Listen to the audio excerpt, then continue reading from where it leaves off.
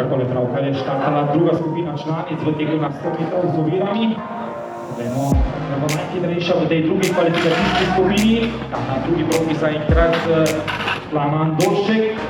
Lana Andolšek je tista, ki zmaguje 13:79 neuradno.